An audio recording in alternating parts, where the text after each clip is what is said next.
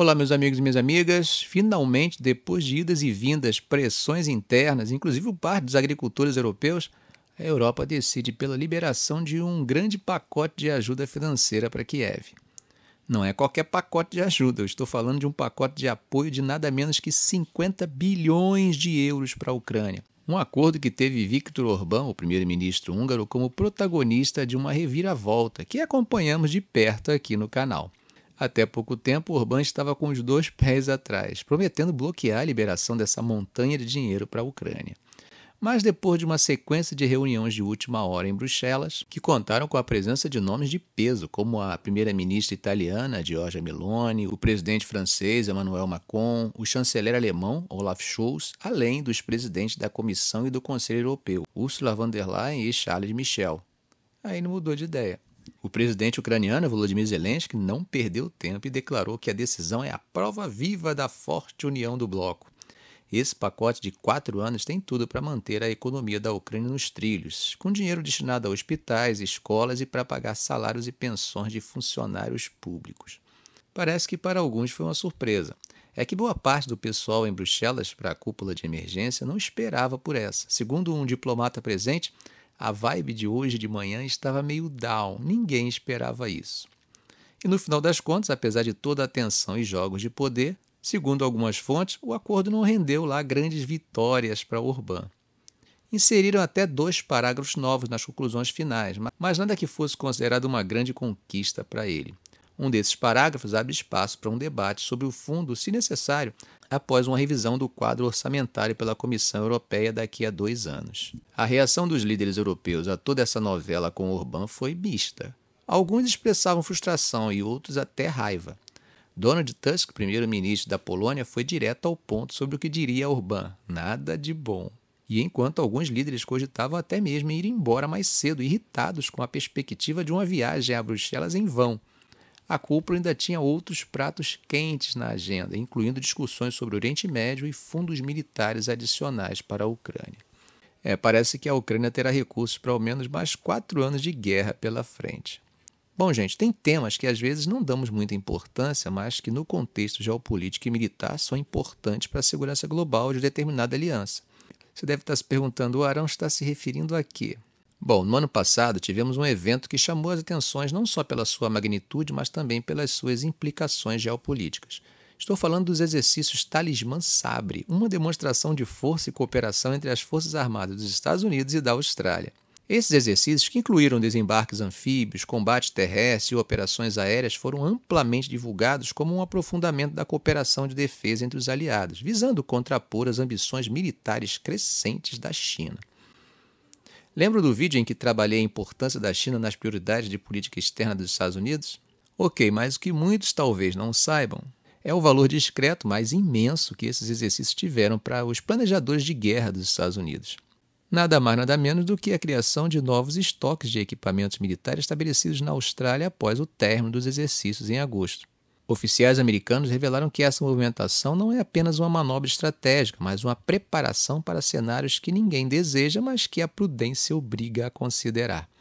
A preocupação dos Estados Unidos e de seus aliados não é algo infundado. Os sinais, por mais que possam ser apenas movimentos de dissuasão, contribuem para fomentar um temor crescente de que, nos próximos anos, o governo chinês possa ordenar uma ação militar para tomar Taiwan, uma ilha de governo democrático que a China considera parte do seu território, e que, como sabemos, está relacionada à chamada One China Policy. Diante dessa possibilidade, o exército americano está reavaliando sua prontidão militar e tentando correr contra o tempo em uma área crítica, a rede logística.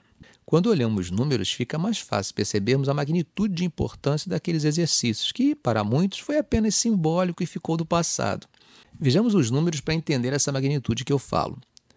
O equipamento deixado na Talismã Sabre incluiu cerca de 330 veículos e reboques e 130 contêineres armazenados em Bandiana, no nordeste de Vitória. Isso é material suficiente para abastecer cerca de 3 companhias logísticas ou mais de 500 soldados. Estamos falando de uma infraestrutura que é crucial não só para futuros exercícios, mas também para responder a desastres naturais ou, no pior dos casos, em um conflito armado. O general Charles Flynn, principal comandante do Exército dos Estados Unidos no Pacífico, apontou a intenção de expandir essa prática para outros países da região, embora detalhes específicos e nomes de países não tenham sido divulgados.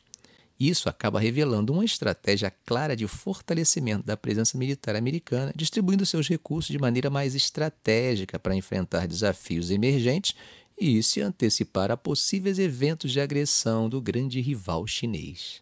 O Pentágono, diante das conclusões de que a logística militar dos Estados Unidos no Pacífico é uma das maiores vulnerabilidades americanas em um potencial conflito sobre Taiwan, afirmou estar trabalhando com aliados para tornar as forças americanas mais móveis e distribuídas.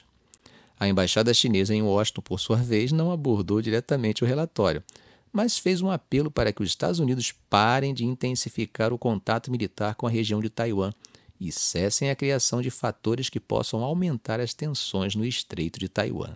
O desafio logístico de apoiar Taiwan, situado a aproximadamente 160 quilômetros da costa da China, é muito grande. Jogos de guerra dos Estados Unidos concluíram que a China provavelmente tentaria bombardear suprimentos de combustível para jatos ou navios de reabastecimento, uma estratégia para incapacitar o poder aéreo e marítimo dos Estados Unidos, sem a necessidade de enfrentar diretamente suas forças mais poderosas. Como resposta, os Estados Unidos buscam dispersar seus centros logísticos pela região, uma medida que inclui, como já mencionado, armazéns na Austrália. Embora os Estados Unidos não tenham formalmente declarado que interviriam caso a China atacasse Taiwan, vocês devem ter percebido que as declarações do presidente Joe Biden sugeriam repetidamente essa possibilidade. E com Xi Jinping ordenando que seu exército esteja pronto para tomar Taiwan até 2027, claro que os Estados Unidos e seus aliados estão em uma corrida contra o tempo, não apenas se preparando para um cenário de conflito, mas também trabalhando arduamente para evitar que ele se torne realidade. Em um exercício simulado que foi apresentado ao Congresso dos Estados Unidos em abril, a China se preparou para um ataque anfíbio significativo contra Taiwan. Esse plano não se limitou apenas a Taiwan, incluindo também ataques aéreos e de mísseis substanciais contra bases americanas na região, com destaque para a base naval dos Estados Unidos na ilha japonesa de Okinawa e a base aérea de Okota, a oeste de Tóquio. A repercussão desses exercícios de ataques em pontos críticos da logística dos Estados Unidos, como os navios de reabastecimento e os aviões-tanque, serviu como um alerta para muitos congressistas. Becca Wasser, do Think Tank Center for New American Security, que conduziu a simulação, destacou a estratégia chinesa de visar esses pontos vulneráveis para complicar a capacidade dos Estados Unidos de manter operação no Indo-Pacífico. Para mitigar esses riscos, as Forças Armadas dos Estados Unidos estão considerando locais como a Austrália para armazenar equipamentos de forma mais segura, ao mesmo tempo em que ampliam a cooperação com Filipinas, Japão e outros parceiros no Pacífico. A administração de Biden anunciou em julho a criação de um centro logístico interino em Bandiana, visando estabelecer futuramente uma área de apoio logístico permanente em Queensland. Bom, gente, a importância de pensarmos sobre isso é de que esse movimento reflete uma mudança no pensamento militar dos Estados Unidos. Por décadas, a ameaça de um poder estrangeiro visando suas bases logísticas era uma preocupação distante, o que permitia um enfoque em eficiência com o modelo de logística just-in-time.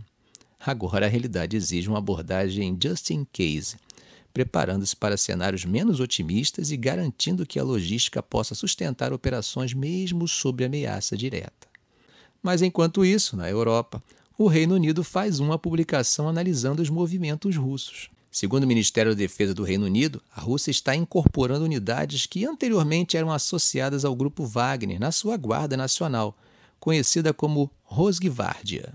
Para contextualizar, o presidente russo Vladimir Putin assinou uma lei em 25 de dezembro do ano passado que autoriza a Rosgvardia a montar suas próprias formações de voluntários. Isso é um detalhe importante, uma vez que a Rosgvardia é frequentemente vista como um exército privado de Putin, o que por si só já é um tema que gera bastante debate. E aqui está o ponto-chave. 3 destacamentos de assalto anteriormente parte do Grupo Wagner estão sendo incorporados na primeira formação de corpos de voluntários da Rosgvardia. Esse movimento sugere uma subordinação bem-sucedida do Grupo Wagner à Rosgvardia, o que, em termos militares e geopolíticos, pode significar um aumento do controle e comando do Estado russo sobre essas unidades. O Ministério da Defesa do Reino Unido aponta que é provável que esses novos destacamentos de voluntários sejam enviados para a Ucrânia e para a África. Eles estão oferecendo contratos de 6 meses para serviços na Ucrânia e de 9 meses para serviços na África, o que indica um planejamento estratégico por trás desses movimentos.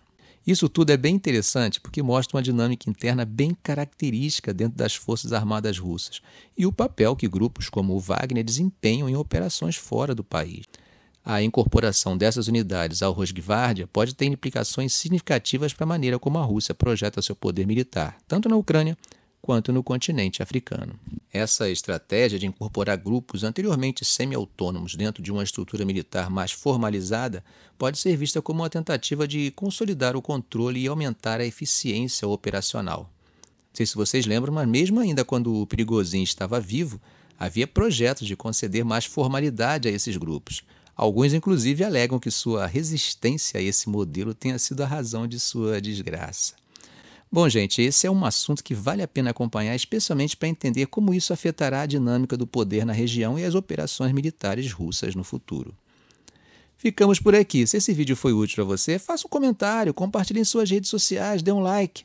E é claro, se ainda não for inscrito, inscreva-se no canal e ative o sininho. Ok, gente? Um grande abraço do professor Arão Alves.